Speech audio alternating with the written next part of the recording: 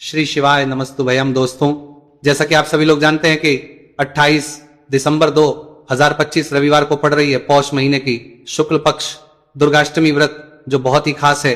और दोस्तों, ये वो तिथि है जो कि पौष महीने में रविवार को पड़ रही है, तो इस दिन का महत्व और भी अधिक बढ़ जाता है। पूज्य गुरु जी ने कहा है कि अगर कभी भी मौका लग जाए और पौष महीने की अष्टमी तिथि रविवार को पड़ जाए तो इस दिन आपको 11 गेहूं के दाने वाला उपाय जरूर करना चाहिए, क्योंकि ऐसा शुभ संयोग बहुत ही कम आता है। और दोस्तों, इसी दिन किया जाने वाला पंडित जी द्वारा बताया गया 11 गेहूं के दाने वाला उपाय आप लोगों को जरूर करना चाहिए। और अगर आप लोगों ने इस उपाय को नहीं किया है या किसी कारणवश नहीं कर पाए हो तो अष्टमी तिथि के दिन इस उपाय से मत चूकना। दोस्तों देखिए, ये दिन इतना खास होता है, इतना महत्वपूर्ण होता है। देखा गया है कभी कभी बड़े पूजा पाठ अनुष्ठान से जो मनोकामना पूर्ण नहीं होती है, वह पौष महीने के रविवार के दिन एक छोटे से उपाय करने से ही आपकी मनोकामना पूर्ण हो जाती है। और बहुत सारे लोगों ने इस उपाय को किया भी है और उनको इस उपाय को करने का फल भी जरूर मिला है। अगर आप लोग भी इस उपाय को रविवार अष्टमी तिथि के दिन करना चाहते हैं तो आप इस उपाय को पहले अच्छे से समझ लेना, सुन लेना, उसके बाद करना। आपको इस उपाय का फल जरूर मिलेगा। करना, आपकी सभी मनोकामनाएं पूरी हो जाएंगी। दोस्तों, हम आपको यहां पर बता दें कि ये जो 11 गेहूं के दाने वाला उपाय है, ये उपाय पंडित जी ने अपनी अभी की शिव महापुराण की कथा में ही बताया है।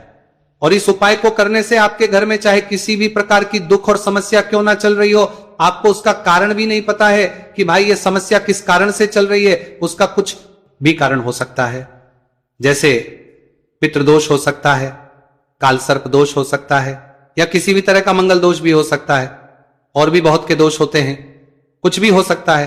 पर आपको इस उपाय को करने के लिए अपने दोष को पता लगाने की भी जरूरत नहीं है। आपके घर में किस कारण से इतनी दोहक और परेशानी आ रही है, वो भी आपको पता लगाने की जरूरत नहीं है। बस रविवार के दिन इस उपाय को कर लेना, क्योंकि इसी एकमात्र उपाय को करने से आपके पूरे घर परिवार में सुख और शांति हो जाएगी। आपके घर में अच्छे अच्छे काम होने की, साथ ज्यादा करने की, किसने काम होने की, साथ ज्यादा करने की, साथ ज्यादा करने की, साथ ज्यादा करने की, साथ ज्यादा लगेंगे। आपकी जो भी मनोकामना होगी वह आपको करना कैसे है, किसको करना है, किस समय करना है और कैसे करना है।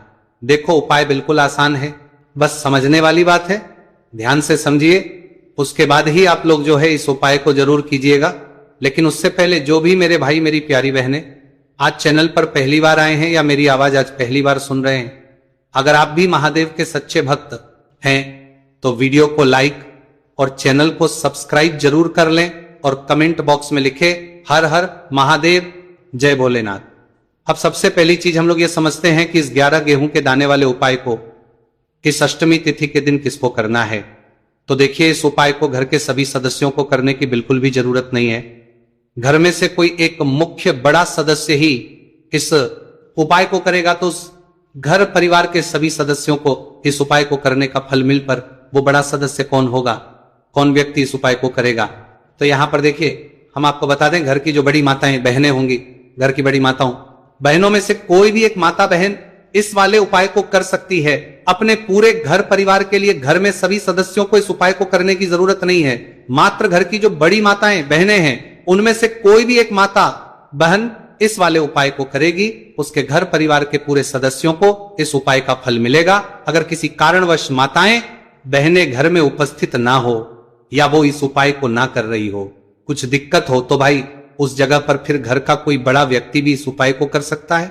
माताओं बहनों के कहने का मतलब यह था कि माताएं बहनें घर की लक्ष्मी होती है। जब घर की लक्ष्मी कोई उपाय करती है तो निश्चित ही भगवान शिव जी बहुत जल्दी प्रसन्न होते हैं और उपाय का फल में बहुत जल्द और बहुत बड़ा करके भी यहां पर देते हैं। तो आप लोग ये बात समझ गए होंगे। अब हम ये बात समझते हैं, आप इस वाले उपाय को हमें करना किस समय है। इस 11 गेहूं के दाने वाले उपाय को हमें इस रविवार अष्टमी तिथि के दिन करना किस समय है। तो देखिए, इस उपाय को करने का जो समय है शाम का समय है। अब देखिए, यहां पर हम मुख्य रूप से सुबह का समय नहीं बोलेंगे, क्योंकि देखिए जो अष्टमी तिथि है और आप सभी लोग जानते हैं इसका प्रदोष काल का जो समय होता है ना, इस दिन भगवान शिव और माता पार्वती जी का सबसे प्रिय दिन होता है। तो आप लोग इस गेहूं के दाने वाले उपाय को शाम के समय में कर सकते हो। और देखो, अगर सुबह करोगे तो आप 8 बजे से 11 बजे के मध्य इस उपाय को कर सकते हो। और देखो, अगर शाम के समय कर रहे हो तो इस दिन जरूर शाम के समय का ध्यान रखना कि रात के 6 बजे से लेकर 7 बजे के बीच में अगर आप इस उपाय को कर सकते हो तो बिल्कुल कर लेना, पूरी कोशिश करना, आपको उपाय का फल जरूर मिलेगा। यह बात आपको समझ आ गई। अब बात करते हैं उपाय की। देखो, गुरुजी ने कहा है कि अगर रविवार के दिन अष्टमी तिथि पड़ जाए तो इस दिन आपको 11 गेहूं के दाने वाला उपाय तो अवश्य ही करना चाहिए। देखो, ये उपाय, यदि आपके जीवन में कर्जा बहुत अधिक है, आपके जीवन में संकट बहुत अधिक रहते हैं, आपके ऊपर बहुत अधिक विपदा आ रही है, बार बार आपको अपने व्यापार में और अपने धन में हानि देखने को मिल रही है, यानी कि आपको प्रत्येक कार्य में हानि हो रही है, तो आपको यह करना चाहिए। देखिए, इस उपाय के लिए आपको 11 गेहूं के दाने आपको लेने हैं। ठीक है, 11 दाने लेने के बाद में आपको जरूरत होगी चावल के दानों की। 11 चावल के दाने और 11 गेहूं के दाने, और चावल के दाने खंडित नहीं होने चाहिए। अब आप कहोगे भैया गेहूं कहां से लेने हैं? देखो, आपको किसी भी किराना स्टोर पे गेहूं के दाने मिल जाएंगे, जाके ले लेना। ठीक है ना, 11 गेहूं 11 चावल के दाने लेने हैं। साथ ही साथ आपको एक तांबे का लोटा लेना है और उस तांबे के लोटे में आपको जल भरना है। जल खुद के घर का होना चाहिए, मंदिर का नहीं होगा। अब आप ये सब सामग्री लेकर पहुंच जाओगे महादेव के शिवलिंग के पास में शाम के टाइम पे प्रदोष काल में। देखो, जब आप ये उपाय कर रहे हो तो अपना फेस रखना उत्तर दिशा, नॉर्थ डायरेक्शन की तरफ। अब यहां पे जो मैं आपको क्रम बताने जा रहा हूं ना, उस मेरे क्रम को बहुत ध्यान से सुनिए। महादेव को अगर कोई सबसे प्रिय है ना, तो उनकी सबसे छोटी पुत्री जिनका नाम है माता अशोक सुंदरी, जो आपके पास में चावल के रहदाने हैं ना, उन चावल के 11 दानों को माता अशोक सुंदरी के स्थान पर आपको अपना नाम और गोत्र बोलते हुए समर्पित कर देने हैं, है ना। चावल के दानों को रखने के बाद में जो आपके पास में तांबे का लोटा है ना, उस तांबे के लोटे को कहीं पे भी हम जल नहीं चढ़ेंगे। सिर्फ और सिर्फ माता पार्वती का जो हस्त कमल आपको दिख रहा है, यहीं पे गोल गोल आपको समर्पित करना है, उसी जल को, और कहीं नहीं। ना तो माता अशोक सुंदरी के स्थान पर, न शिवलिंग के ऊपर, सिर्फ आपको यहां पे गोल गोल जलाधारी पर आपको उस जल को समर्पित करना है। अब आपके पास में बचे हुए हैं 11 गेहूं के दाने, और बचे हैं उन्हीं 11 गेहूं के दाने को आपको अपनी मनोकामना, अपने विशेष कहते हुए महादेव के शिवलिंग के ऊपर अगर आप अष्टमी तिथि के दिन प्रदोष काल में समर्पित कर देते हैं, तो आपकी जो भी मनोकामनाएं होंगी, जो भी विश होंगी, महादेव पूरी जरूर करते हैं। अन्न समर्पण करने से, उस खासकर गेहूं को समर्पण करने से हमारी इच्छाएं पूरी होती है। और अगर वो दिन अष्टमी तिथि का दिन हो, तब तो इससे सुंदर संयोग कुछ भी नहीं हो सकता। आपकी इच्छाओं को पूरा करने के लिए बहुत स्पेशल, बहुत प्यारा सा उपाय आप सभी को जरूर करना है। ध्यान में रखिएगा, यह उपाय प्रदोष काल में करना है। देखो, गुरुजी ने कहा है भगवान शिव के शिवलिंग पर 33 कोटि देवी देवता का वास होता है। अगर हम शिवलिंग के सामने कुछ भी उपाय करते हैं तो हमारे सभी देवी देवता हमसे खुश हो जाते हैं। यह उपाय आपको अवश्य करना है। देखो, सुबह के टाइम नहीं कर सकते, ठीक है। अब बात करते हैं अगले उपाय की। देखिए, अब हम जान लेते हैं गुरुजी द्वारा बताए गए दूसरे उपाय के बारे में। इस उपाय के लिए आपको मात्र 2 लौंग लेनी होगी, यानी कि आपको लौंग का जोड़ा लेना है। 2 फूल वाली आपको लौंग लेनी है।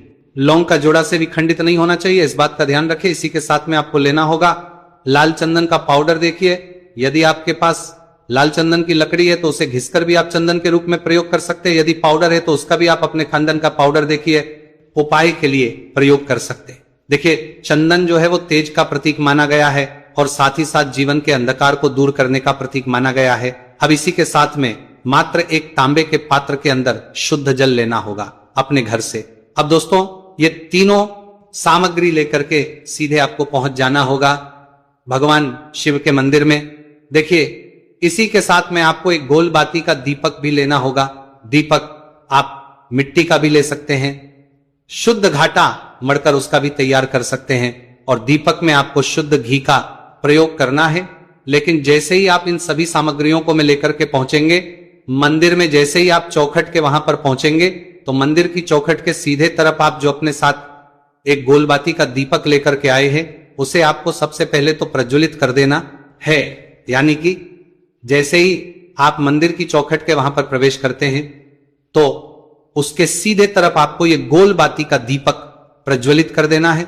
अब देखिए, जैसे ही आप ये दीपक प्रज्वलित करेंगे तो आपकी जो भी मनोकामना है उससे आपको बोल देना है। आप इस दीपक को इस प्रकार से करने के बाद इन सभी सामग्रियों को आपको शिवलिंग के पास में लेकर पहुंच जाना है। अब देखिए दोस्तों, आपके पास जो एक तांबे के पात्र के अंदर शुद्ध जल है, उसमें से आपको केवल आधा लोटा जल ही भगवान शिव के शिवलिंग पर अर्पित करना है। आधा लोटा जल आपको उसी पत्र के अंदर बचा लेना है। अब दोस्तों, आपके पास जो 2 लौंग है यानी कि का जोड़ा है, उससे आपको अपना नाम और अपने गोत्र को बोलते हुए आपकी जो भी समस्या चल रही है, आपके जीवन में जो भी परेशानी उत्पन्न हो रही है, उन्हें आपको बोल देना है। और ये जो लौंग का जोड़ा है, इसे आपको भगवान शिव के शिवलिंग पर अर्पित कर देना है। जैसे आप ये 2 लौंग शिवलिंग पर चढ़ाएंगे तो अपना हाथ जो है वहां पर आपको रखना है और महादेव से आपको प्रार्थना करनी है कि मेरे जीवन की ये जो परेशानियां हैं ये सभी दूर हो जाए। यानी कि आपके जीवन में धन की संबंधित परेशानी चल रही है, कर्ज की समस्या चल रही है, बच्चों का पढ़ाई लिखाई में मन नहीं लग पा रहा है, घर के जो आर्थिक संकट है वह सभी दूर हो, व्यापार आपका ढंग से नहीं चल पा रहा है, घर में रोग की स्थिति बनी हुई है, यानी कि जिस भी प्रकार की आपकी समस्याएं हैं उसे आपको महादेव से बोल देना है और महादेव से इन सभी समस्याओं को दूर करने के लिए आपको प्रार्थना कर लेनी है। अब देखिए दोस्तों, आपने जो 2 लौंग शिवलिंग पर समर्पित की थी उसे आपको वहां से उठा लेना है और इन दोनों को आपको शिवलिंग से उठा करके सीधे उससे जल के पात्र के अंदर डाल देना है। यानी कि अपने आधा लोटा जल और बचाया हुआ था उसी के अंदर आपको ये 2 लौंग डाल देनी है और साथ में आप जो लाल चंदन लेकर के आए थे उस लाल चंदन को भी आपको उसी पात्र के अंदर डाल देना है। यानी कि आधा लोटा जल और बचा हुआ है तो उसी आधे लोटे जल के अंदर आपको ये लाल चंदन भी डाल देना है। अब देखिए, इस आधे लोटे जल में है जिसमें अपने 2 लौंग ली है, लाल चंदन डाला है, उसे सीधे लेकर के आपको पहुंचना है बेलपत्र के वृक्ष के वहां पर। देखिए, बेलपत्र का वृक्ष यदि आपके घर पर है तो वहां पर आपको आ जाना है।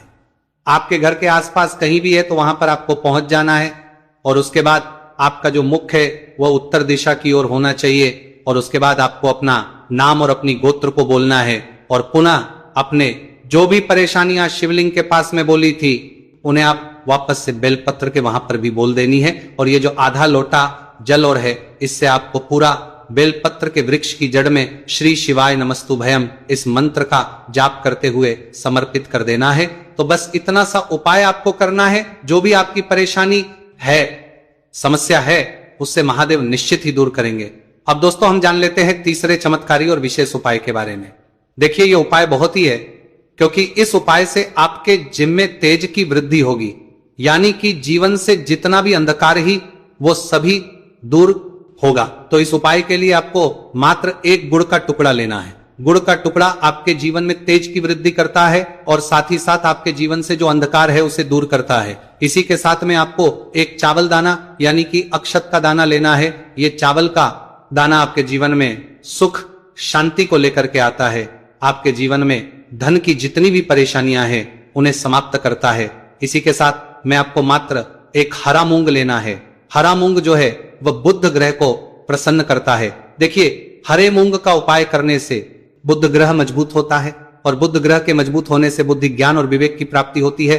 तो ये तीनों ही सामग्री आपको 1-1 लेनी है। यानी कि 1 गुड़ का, 1 चावल का दाना, 1 हरा मूंग आपको लेना है। देखिए, हरा मूंग का दाना और का जो दाना है वो आपको साबुत लेना है, खंडित नहीं होना चाहिए। और इसी के साथ में आपको मात्र 1 तांबे के पात्र के अंदर अपने घर से शुद्ध जल ले लेना है।